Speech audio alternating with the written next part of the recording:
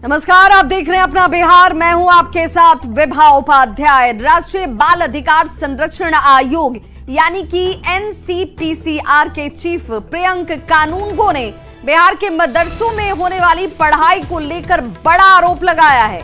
उनका कहना है कि बिहार में सरकार की तरफ से फंड किए जा रहे मदरसों में कथित तौर पर कट्टरपंथी सिलेबस और पाकिस्तान में पब्लिश हुई किताबें पढ़ाई जा रही हैं। न्यूज 18 ने जब इसकी पड़ताल शुरू की तो न्यूज 18 के हाथ वो किताब लगी जिस पर सवाल खड़े हुए थे। किताब है तालीमुल इस्लाम। इस किताब को जब न्यूज 18 ने पड़ताल किया तो हकीकत सामने निकलकर आ गई। देखिए रवि एस नारायण की यह खास रिपोर्ट।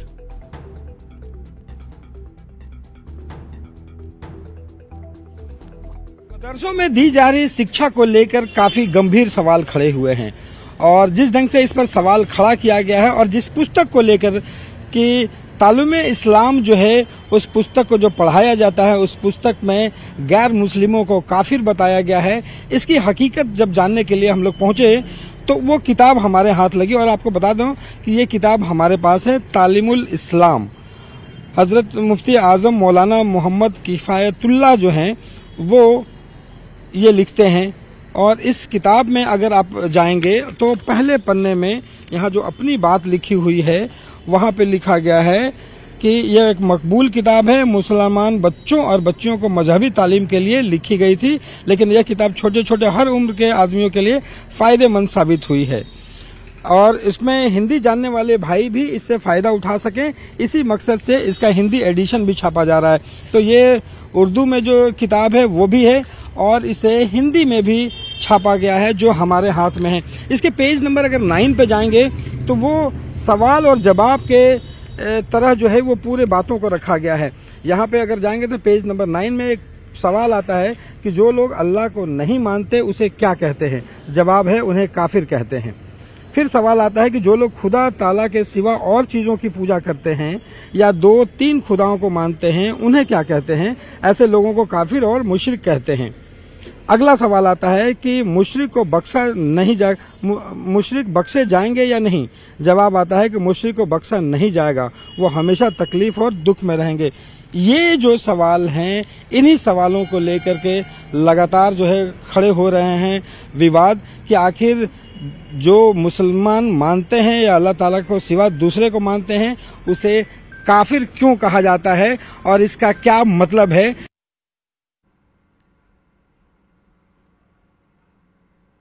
तो देखिए एनसीपीसीआर के चीफ प्रियंक कानूनगो का बयान आता है। उस बयान के बाद ही इस पर अब सियासत भी शुरू हो गई। डिप्टी सीएम विजय सिन्हा ने कहा कि पूरी जानकारी आने के बाद सरकार इस पर कदम उठाएगी। ऐसी मानसिकता को बढ़ावा देने वालों पर कार्रवाई जरूर होगी।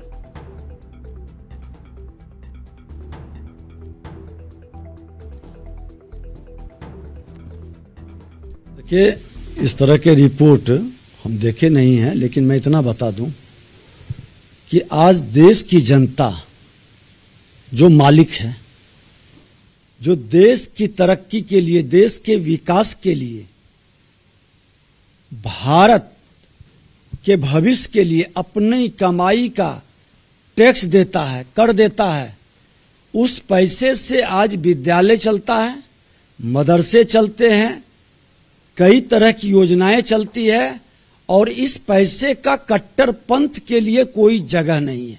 कट्टरवाद पैदा करने का ये मानसिकता कतई उचित नहीं है और ये पूरी जानकारी आने पर सरकार कदम उठाएगी और ऐसे मानसिकता को बढ़ाने वाले पर कार्रवाई भी होगी।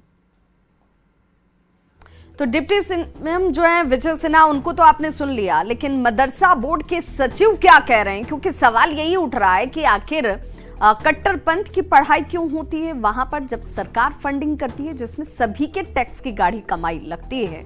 क्या कह रहे हैं मदरसा बोर्ड के सचिव, जरा उन्हें भी सुनिए। जा रही है जहाँ पे सरकार फंड देती है उसके विकास के लिए, सरकार पैसा देती है, वहाँ पे ऐसे पढ़ाई आपको जायज लगता है?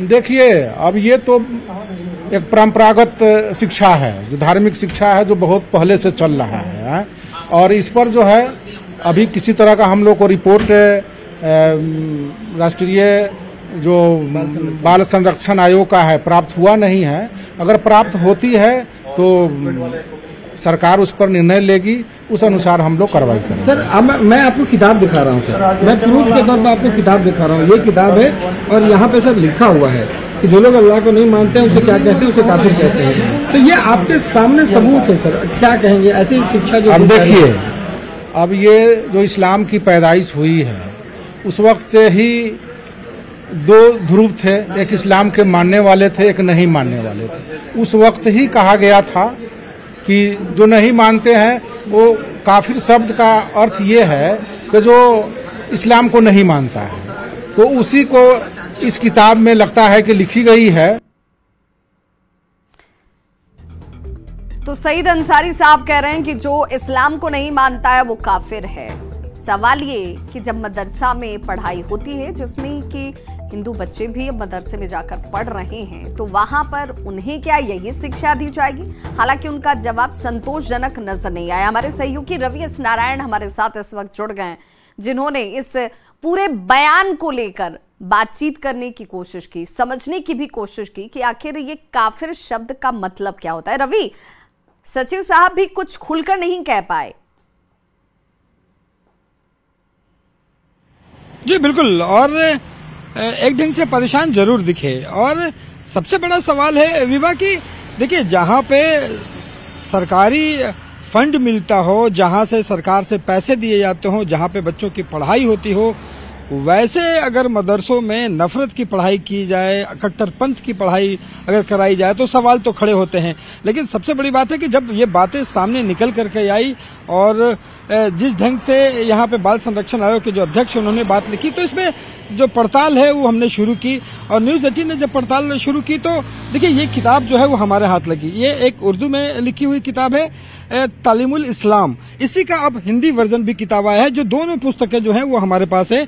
और इस तालीमुल इस्लाम के पेज नंबर जब 9 में आप जाएंगे तो पूरे की पूरी जो वाक्य है, पूरे के जो पूरे बातें हैं वो वहाँ तफसील से सवाल जवाब के शक्ल में दिया गया है। और जो स्क्रीन पर भी हम लोग दिखा रहे हैं, सवाल यही उठता है कि जो ऐसी पढ़ाई जहाँ पे बताया जाता है कि गैर मुस्लिमों को काफिर कहते हैं, उसे सजा मिलेगी या सजा दी जानी चाहिए, तो ऐसे तमाम जो शब्दावलियां हैं वो कहीं न कहीं ये बताता है कि कट्टरपंथ और एक दूसरे के मतभेद पैदा करने वाले हैं। बिल्कुल रवि, चूंकि कानूनगो जो कह रहे हैं वो कई तरह के फैक्ट्स रख रहे हैं। वो कह रहे हैं कि किताबें जो पढ़ाई जा रही हैं बच्चों को सरकार की तरफ से फंडिंग होती है, वो कट्टरपंथ को बढ़ावा देने वाली नहीं होनी चाहिए। किताबों का पब्लिकेशन भी कई किताबें ऐसी हैं जो पाकिस्तान में हो रही हैं।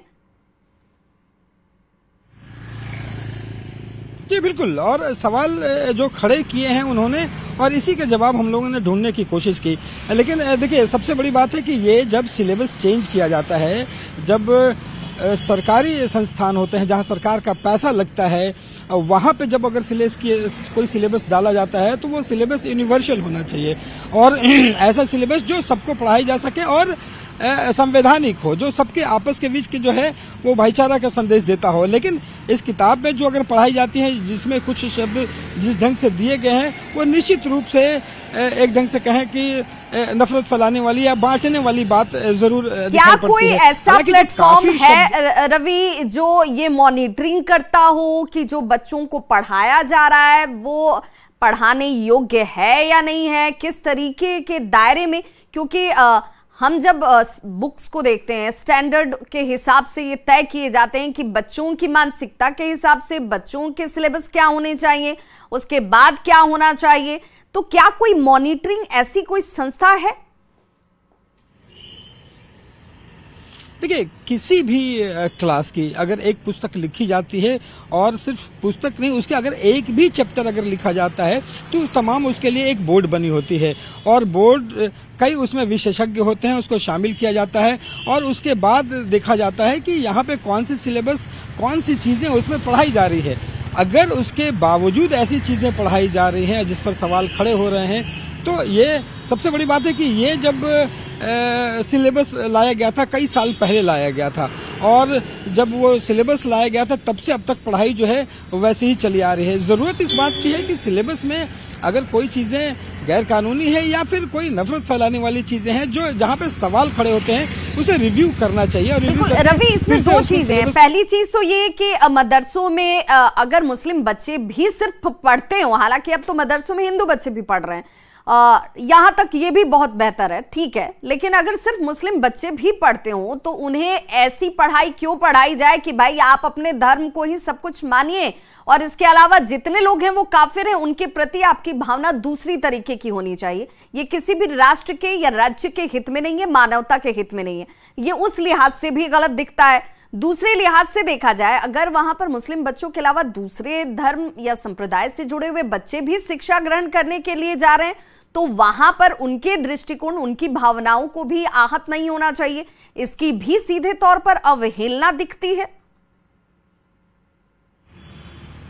जी बिल्कुल, देखिए जहाँ पे छोटे छोटे बच्चे पढ़ते हैं, जहाँ पे छात्र पढ़ते हैं, उनकी अगर मानसिकता को आप समझें, उसकी जो मानसिक स्थिति है बिल्कुल एकदम कोरे कागज की तरह है। आप जैसे पढ़ाएंगे, जैसे शिक्षा देंगे, वैसा उसका संस्कार बनेगा, वैसी उसकी समझ बनेगी। तो जरूरत इस बात की है कि उसकी शिक्षा आप कैसी दे रहे हैं ये भी सोचें। आपको बता दूं कि यहाँ पे जो सबसे बड़ा जो सवाल खड़ा हो रहा है वो काफिर को लेकर के। विशेषज्ञ जो कहते हैं कि काफिर शब्द की जो व्याख्या है वो अलग ढंग से कर रहे हैं, कह रहे हैं कि ये अरबी शब्द है और काफिर का मतलब जैसा लोग सवाल खड़ा कर रहे हैं वैसा नहीं है। काफिर का मतलब होता है कि अपने ईमान को नहीं मानते हैं वो काफिर है, लेकिन काफिर का मतलब दुश्मन नहीं होता। ये व्याख्या करने की कोशिश की जा रही है। आपको एक बात और बता दूं कि बिहार में भी मतलब कई हजार मदरसे चल रहे हैं। कुछ मदरसे वैसे भी हैं जो बड़ी अच्छी शिक्षा दे रहे हैं, आधुनिक शिक्षा भी दे रहे हैं, साइंस पढ़ा रहे हैं, टेक्नोलॉजी पढ़ा रहे हैं। लेकिन अगर मदरसों में, वैसे मदरसों में अगर ऐसी नफरत की पढ़ाई जा रही है तो ऐसे सिलेबस को बदलना चाहिए, तत्काल बदलना चाहिए। यूनिसेफ की भूमिका भी सवालों के घेरे में आ रही है, क्योंकि कानून को ये कह रहे हैं कि भाई कट्टरपंथ को जो बढ़ावा देने वाली सोच है उसमें यूनिसेफ की भूमिका भी संदेह के दायरे में है। यूनिसेफ पे भी सवाल खड़े हो रहे हैं, क्योंकि ये जो सिलेबस तैयार करने की जिम्मेदारी थी और जो शामिल करने की जिम्मेदारी थी, मॉनिटरिंग की जिम्मेदारी थी, वो यूनिसेफ की थी। और यूनिसेफ जिस ढंग से उसकी भूमिका इसमें रही है, तमाम चीजों को चलाने में यूनिसेफ हमेशा कई संस्थाएं चलाती है, कई काम करती है।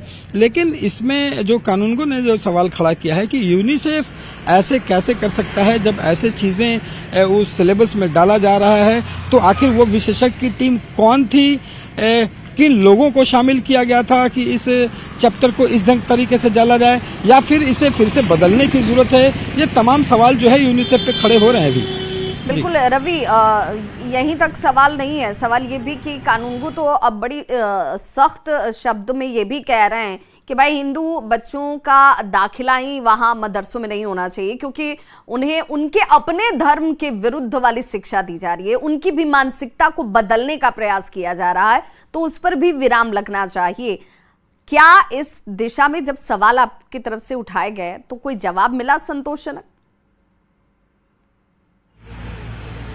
देखिए, जब इसकी पड़ताल शुरू की तो वहां से मदरसा में भी गया। मदरसा में भी जो तमाम लोग हैं पढ़ाई करते हैं, लेकिन वो भी जो जवाब था वो बिल्कुल साफ तौर पर नहीं था और एक ढंग से कहें तो बचने की कोशिश थी और काफिर शब्द को समझाने की कोशिश की जा रही थी। वहीं अगर मदरसा बोर्ड जो सरकारी चलाती है उसके जो सचिव हैं वो भी गोलमोल जवाब देते हुए दिखाई पड़े। उनका कहना है कि बाल संरक्षण आयोग से अगर कुछ लिखित हमारे पास आएगा या कहा जाएगा तो उस पर बैठक करेंगे। उनको मैंने साफ तौर पर ये सबूत दिखाया कि ये किताब आपके सामने है जो अभी तक उन्होंने नहीं देखी थी। मैंने कहा कि मेरे हाथ में आपको एक एक बात सामने दिखाता हूँ, अब आप बताइए कि ये क्या सिलेबस रहना चाहिए या नहीं रहना चाहिए। उनका कहना है कि इस बात पर सरकार बैठेगी, बैठ करके इस पर विचार करेंगे, लेकिन कोई स्पष्ट जो है एक ढंग से कहें कि आश्वासन उन्होंने नहीं दिया अभी तक। बिल्कुल, सवाल का जवाब स्पष्ट इसलिए नहीं है क्योंकि यहाँ पर इससे बचने की कोशिश साफ तौर पर नजर आती है। कोई इस पर खुलकर कुछ कहने को तैयार नहीं है। और सवाल ये भी कि क्या आज न्यूज़ 18 ने जब इसकी पड़ताल की है तब ये सवाल लोगों के सामने है, या सवाल था लेकिन इसे नजरअंदाज किया जा रहा था? क्या ये सचमुच समाज के लिए और नौनिहालों के लिए घातक है? इस पर विचार होने की जरूरत है, इंसानियत के लिहाज से सोचने की जरूरत है। बहुत बहुत शुक्रिया रवि एस नारायण तमाम जानकारी के लिए।